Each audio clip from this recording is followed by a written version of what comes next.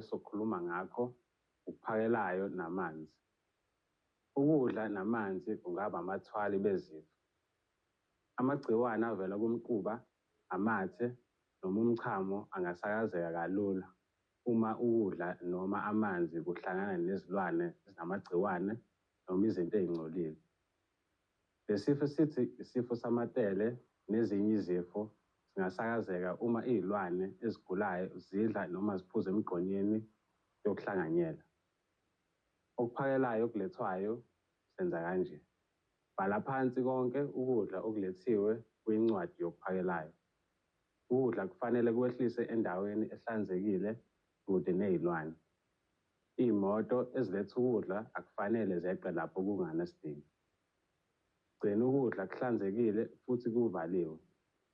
Konke ukudla kugcinwe ey'ndaweni ezihlanzekile, ezomile ukuze ukuvikelela umswakamo, amagundwane, iy'nyoni nezinambuzane.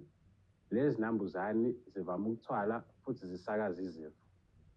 Sebenzisa izitsha ezivaliwe noma imigqomo evaliwe uma kungenzeka. Hlanyela ukudla okuchithekile ngokushesha ukuze ungabizi izilwane zangaphandle nezinambuzane. Mayelana umshini yokudla, ungalokothi usebenzisa izinto zokuphakela, ukuhlanza umquba noma iy'ngubo zokulala. Sebenzisa amabhakede, iy'nkophe nezitsha ey'hlanzekile. Lawula ukuthi ubani ofinyelela izindawo zokuphakelayo. Khawulela ukufinyelela izitolo eziphakelayo kanye nemigodi kubasebenzi abagunyaziwe. Izivakashi ezibalulekile kuphela ezivunyelwe. Ungalokothi uphakele eduze kothango omngcele.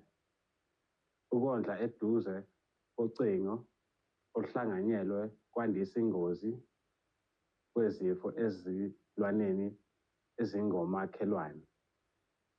Gcina imithombo yamanzi ehlanzekile. Imisele yamanzi kufanele ihlanzwe njalo. Qinisekisa ukuthi iy'ndawo zamanzi azibi nezilwane zasendle noma imfuyo engomayamakhelwane.